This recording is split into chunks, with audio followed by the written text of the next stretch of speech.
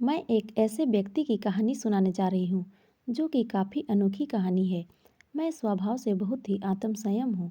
इस कारण कभी मेरी लड़कियों से ना ज़्यादा दोस्ती रही, ना ही कोई मेरी गर्लफ्रेंड बनी। अब मेरी जॉब लग गई थी और घर वाले अब शादी की बातें करने लगे। घर पर कई तस्वीरें और बायोडाटा आने लगे। उसमें से मुझे अंजू देखते ही पसंद आ गई। बायोडाटा से पता चल रहा था कि वो अच्छी पढ़ी लिखी थी। मैंने अपने घर वालों से कहा कि मुझे लड़की पसंद है। हम लोग अंजू के घर उसे और उसके परिवार को देखने गए। फिर जब अंजू चाय लेकर आई तो वो मुझे उसकी तस्वीर से भी ज़्यादा सुंदर लगी।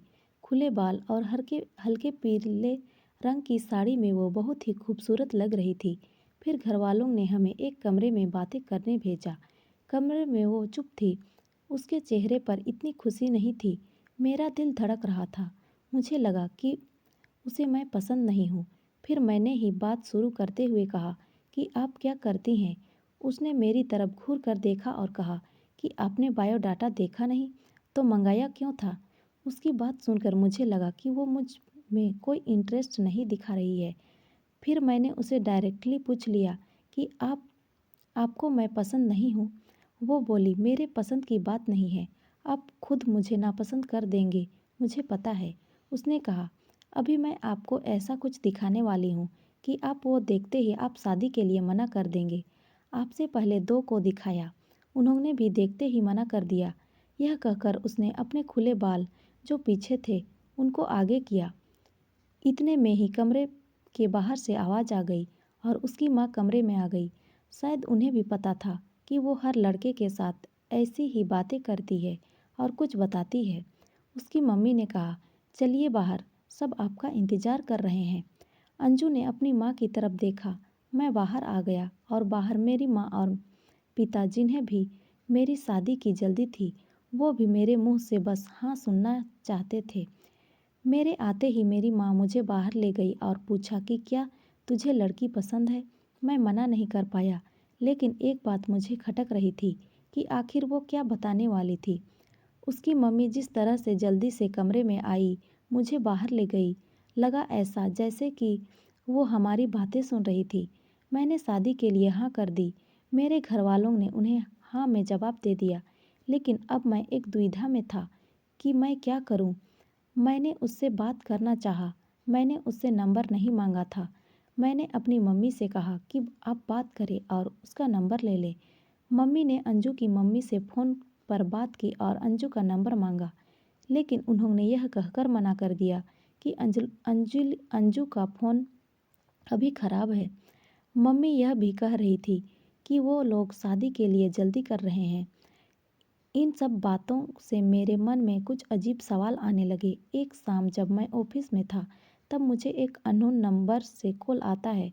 फ़ोन रिसीव किया तो अंजू थी। वो बोली कि मम्मी ने मेरा फ़ोन ले लिया है। मैं कुछ बहाना करके अपनी दोस्त के रूम पर आई हूँ। उसी के नंबर से फ़ोन कर रही हूँ।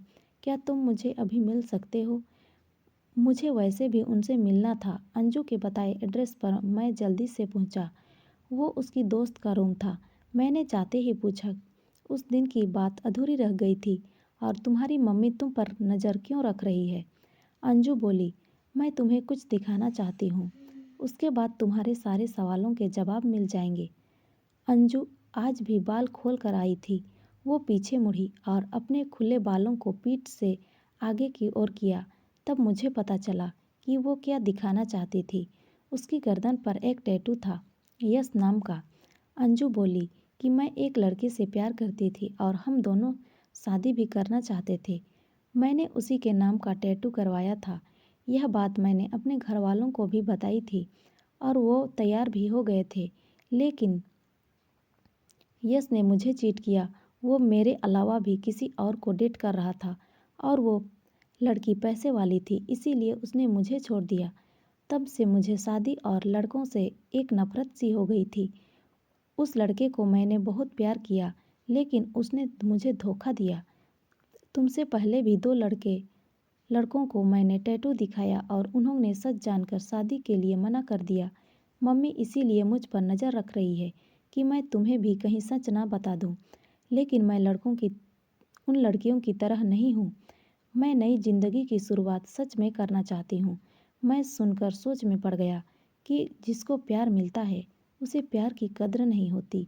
आखिर इतनी प्यार करने वाली लड़की को कैसे कोई धोखा दे सकता है। मैंने कहा कि मुझे तुम्हारे पास्ट से कोई मतलब नहीं है, लेकिन मैं चाहता हूँ कि मुझे भी तुम उतना ही प्यार करो जितना उस लड़के को करती थी। अंजू को यह उम्मीद नहीं थी। उसे लगा था कि मैं उससे शादी के लिए मना कर दूंगा। मेरी बात सुनकर उसने इतने दिनों के दबाए आंसू बहने लगे।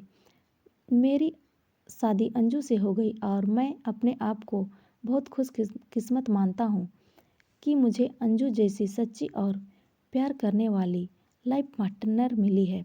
तो दोस्तों, ये कहानी आपको कैसी लगी कमेंट में ज़रूर बताएं, और अच्छी लगी हो तो लाइक शेयर और सब्सक्राइब ज़रूर करें। धन्यवाद।